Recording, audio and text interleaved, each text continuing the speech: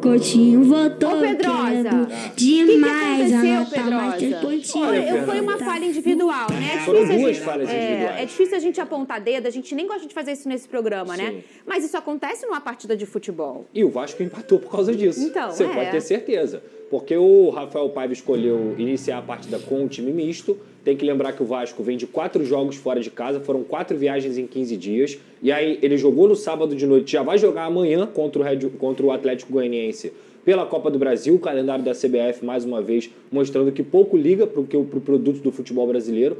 Mas o ponto é que o Vasco não empatou a partida porque poupou. Muito pelo contrário, eu acho que o Vasco empatou porque tiveram 2 erros individuais claros e graves. Oi, torcida do Vascão, sou a Viviane e vim trazer mais um giro de notícias do Gigante da Colina. Mas antes peço sua ajuda, deixando seu like e se inscrevendo no canal para fortalecer o nosso trabalho. Feito isso, obrigada, um beijão para vocês, vamos para as notícias.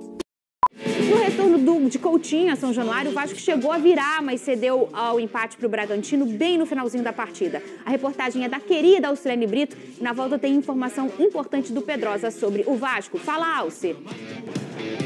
Casa cheia, fogos e muita festa. Tudo preparado para o primeiro jogo de Felipe Coutinho em São Januário após o retorno dele. Mas o Mágico não começou jogando. E o Bragantino, com apenas 4 minutos de jogo, já queria interromper a alegria vascaína. Após erro de Léo, Gustavinho faz o cruzamento para John abrir o placar. E aí, o zagueiro começou a ser perseguido pela torcida e não podia tocar na bola, que era vaiado. Mesmo com dificuldade, o Vasco consegue fazer o gol com o Adson, mas Payet estava impedido. Aí a torcida começa a pedir a entrada de Verratti. E no segundo tempo, o técnico Rafael Paiva atendeu ao pedido. E já deu para perceber a mudança na equipe. E o gol veio de um jovem de 19 anos que faz apenas o 4º jogo dele.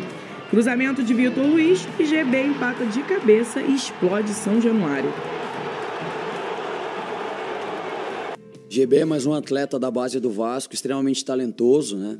É um jogador de estatura que a gente acredita que, né, as pessoas acreditam que seja um 9, mas é um jogador que tem muita qualidade para jogar flutuando também. Então a gente fala que ele é um 9 e um 10 ali. O Vasco começa a administrar a partida e levar mais perigo. E quase Realpe faz contra e a bola acerta a trave. Mais uma vez, fazendo a diferença na equipe, Verratti dá assistência para Adson pegar de primeira e virar a partida. Muita festa nas arquibancadas. O Vasco toma conta do jogo e tem uma ótima chance com o Puma Rodrigues, que dá esse chutaço. E mais mudanças no time e quem entra é Felipe Coutinho na vaga de Payet, que é super aplaudido. E até que quando os vascaínos comemoravam, o que eles não queriam acontece. Lincoln consegue uma oportunidade e Elinho invade a área e empata a partida e cala o estádio.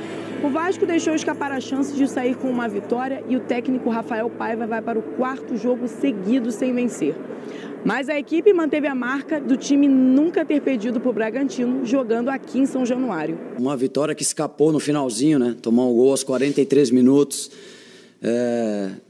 Nos deixou muito frustrados, né? O Vasco terá uma sequência de jogos em casa e um deles já pela Copa do Brasil. Mas mesmo com a frustração do empate, teve um alívio de ver Payet jogando ainda melhor e mesmo após o resultado ele foi aplaudido pela torcida. Aí o Pedrinho já confirmou que o Coutinho votou. Ô, Pedrosa, demais. O que aconteceu, Pedrosa? Foi uma falha individual, né? Foram duas falhas individuais. É difícil a gente apontar dedo, a gente nem gosta de fazer isso nesse programa, né? Mas isso acontece numa partida de futebol. E o Vasco empatou por causa disso. Então, Você pode ter certeza. Porque o Rafael Paiva escolheu iniciar a partida com um time misto. Tem que lembrar que o Vasco vem de 4 jogos fora de casa, foram 4 viagens em 15 dias. E aí ele jogou no sábado de noite, já vai jogar amanhã contra o Atlético Goianiense pela Copa do Brasil, o calendário da CBF mais uma vez mostrando que pouco liga para o produto do futebol brasileiro. Mas o ponto é que o Vasco não empatou a partida porque poupou. Muito pelo contrário, eu acho que o Vasco empatou porque tiveram 2 erros individuais claros e graves do Léo. Primeiramente, com 5 minutos de jogo, ele desmorona completamente o plano de jogo do Vasco e aí o Red Bull Bragantino consegue abrir o placar na falha do Léo. Tanto é que o Vasco, mesmo com o time misto, consegue virar para o segundo tempo e o Rafael Paiva consegue consertar o quê? Ele coloca o Verratti junto com o GB como 2 atacantes de referência, faz um 4-4-2 porque ele abre o Adson na direita, o Adson inclusive jogou demais, foi o melhor da partida, e abre o Payet na esquerda. Na esquerda, no primeiro tempo, não só defensivamente, mas também ofensivamente, foi um setor nulo. Nem o Vitor Luiz, nem o Léo fizeram boas partidas defensivamente e ofensivamente, e aí no segundo tempo, quando o Payet cai por ali, sai a jogada onde o Vitor Luiz consegue dar assistência com o passe do Payet, ele dá assistência para o GB e o Vasco empata a partida. Logo depois, pela direita, equilibrando o time, o Puma Rodrigues aciona o Verratti tenta fazer a parede ali, acaba saindo uma assistência para o Adson e o Adson faz o 2-1.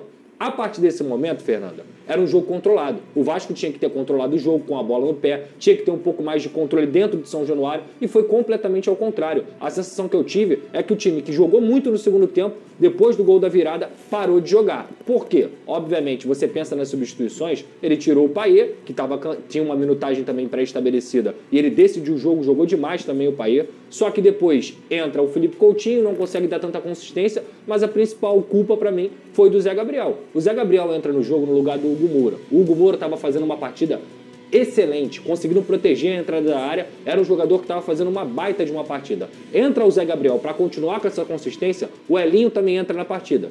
Pega na bola, abre a jogada e aí pode parar, pode, se puder aí, fazer o frame aí do momento do segundo gol do Red Bull Bragantino, onde você vê claramente o Zé Gabriel olhando a jogada. Ele não acompanha o Elinho nem entrar na área, nem quando o Elinho está fora da área, ele não consegue fazer um acompanhamento simples de leitura de jogada para poder tirar a chance do Elinho fazer o gol. O Elinho abre a jogada, recebe o cruzamento e empata a partida aos 44 minutos. 44 minutos em São Januário, com 2-1 no placar depois de uma virada, com a festa linda da torcida, ou você fura a bola ou você controla o jogo. O Vasco não fez absolutamente nenhuma das duas opções e, novamente, o Vasco empatou por falhas individuais de jogadores que são o Léo e o Zé Gabriel, que falham constantemente com a camisa do Vasco. Pedrinho, Marcelo Santana, você falou sobre o campo falar, o campo está falando e o campo está gritando o ano inteiro que o Vasco precisa contratar zagueiros, porque perdeu o Medel, perdeu o João Vitor por lesão e o Vasco consegue ser prejudicado jogo após jogo, sua para conseguir vitórias, sua para construir resultados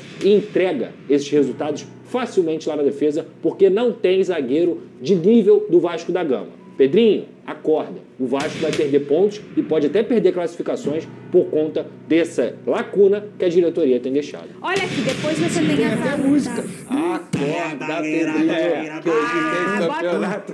Já eu quero que você fale a informação importante, tá?